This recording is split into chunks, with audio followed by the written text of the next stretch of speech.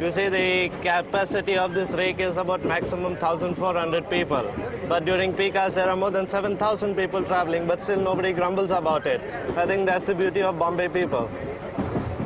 No, this is a part of the life, because we have to find something good from the bad things.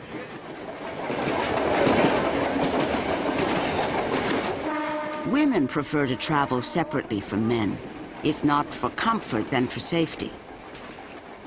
On every train, they have their own coaches and even have their own ladies' special trains.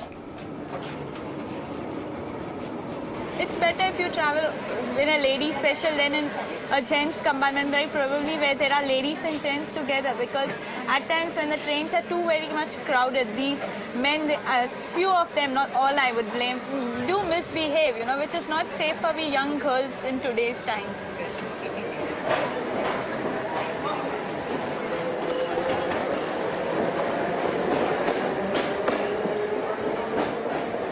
And I think the railway should introduce more trains, more women's specials to at least make a lady's journey comfortable. Otherwise, I don't think there are any special privileges given to women in this state. No way, not in our workplace, no way. We're treated like men.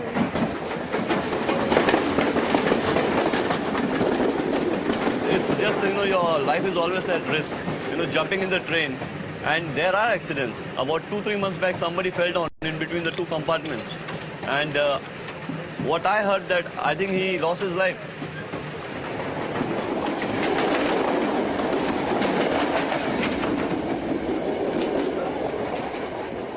Every day, the daily average on the suburban section of the people who are killed is about 8 to 9 passengers. That is about 2,000 passengers in a year on both the suburban railways are killed every year on these tracks. It is one of the greatest problem for the railways and also for the motorman. If motorman does not get heart attack, at least as soon as suddenly someone comes, he gets blood pressure. It's a no man's land where the footpaths cross the tracks, and the trains roll through the playgrounds of the largest slum in Asia.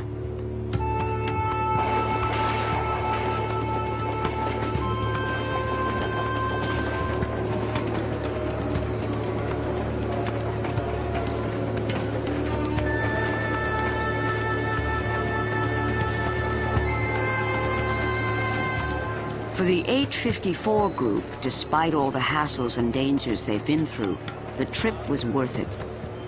For this is Bombay, a city teeming with energy. And to them, an exciting train ride is the best way to start the day.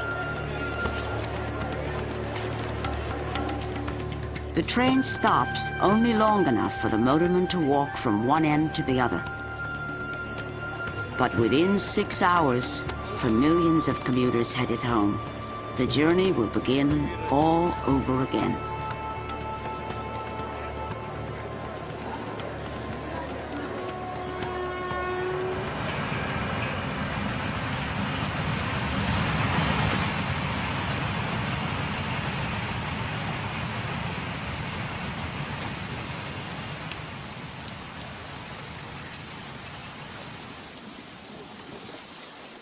India is a country of villages.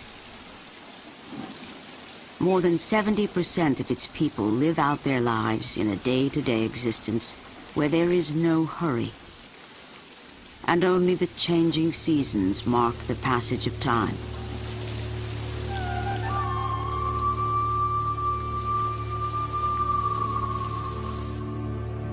This is where the railway is a lifeline, bringing these remote areas in touch with the rest of the world. In South India, Pallur is one of thousands of small way stations which haven't changed